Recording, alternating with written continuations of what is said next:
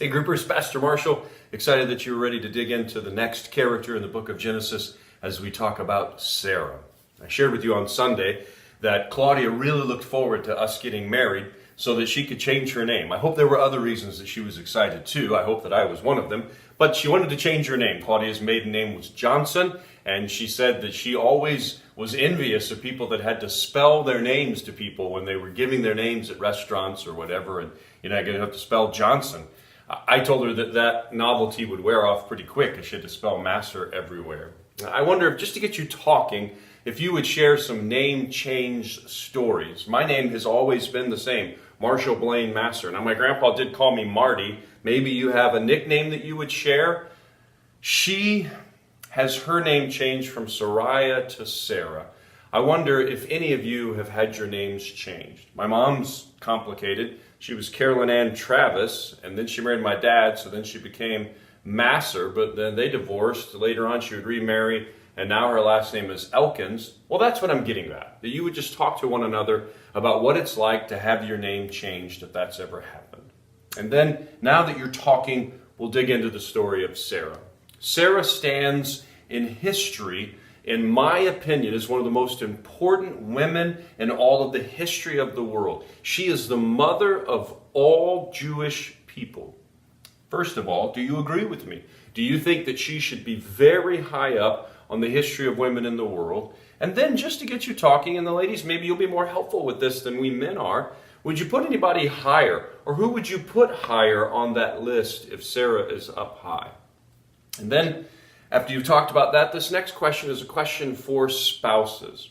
Have you ever moved because of your spouse? Maybe a job change, maybe a family need. Sarah, of course, had to move because Abraham heard the call of God on his life, and Sarah was his wife, and so she goes with him.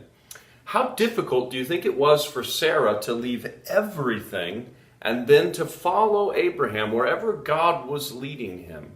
What do you think that was like for her? And then also in the middle of that, share what that was like for you. What does a change like that bring into the spouse's life? What are the great challenges? What are the great benefits? And there's lots you can talk about there. I don't even know how to phrase the third question that I wrote in my notes for your Bible study. This is awkward, but I think that you will talk about it in a group and it can be beneficial. Twice, Abraham and Sarah come up with this game plan where they're going to tell people that she is his sister in an effort to protect Abraham. Remember, Sarah's beauty is beyond comparison, and so Abraham and Sarah think that Pharaoh will be swooned when they meet him, and then later on Ahimelech will be swooned when they meet him. I wonder if you just talk about, what do you think that it was like for Sarah to be put in this compromising position? And these are not nice guys either. These are guys that have harems. What do you think it was like for Sarah? She is in peril. This is not easy. What was that like for her?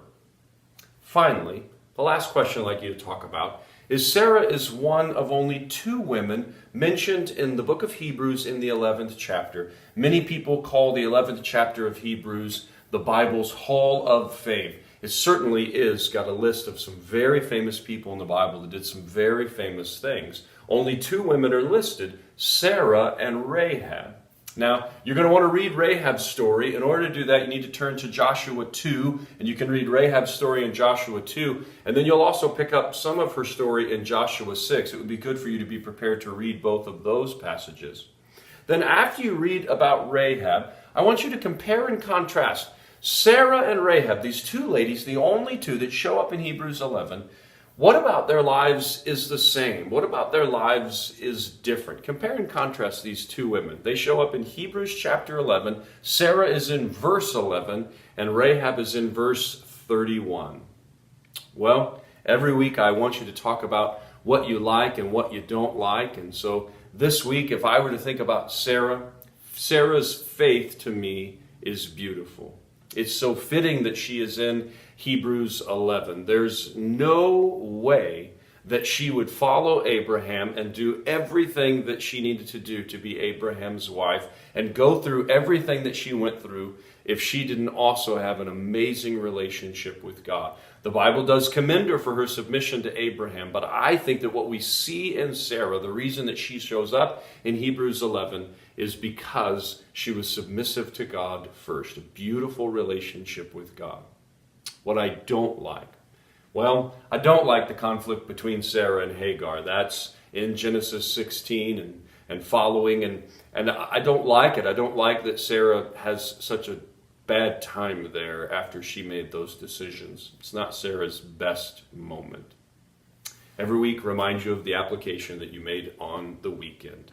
Remember, God's promise of salvation comes through His plan. It doesn't come through our plans. It's not our work, it's His. And maybe you would just spend a little time reflecting on what God did in your life to bring you to a place of a right understanding of Jesus Christ. It's His plan, not yours. Well, I hope that you have a great Bible study, and I look forward to seeing you this next weekend as we move on to the next character in Genesis. God bless. Bye-bye.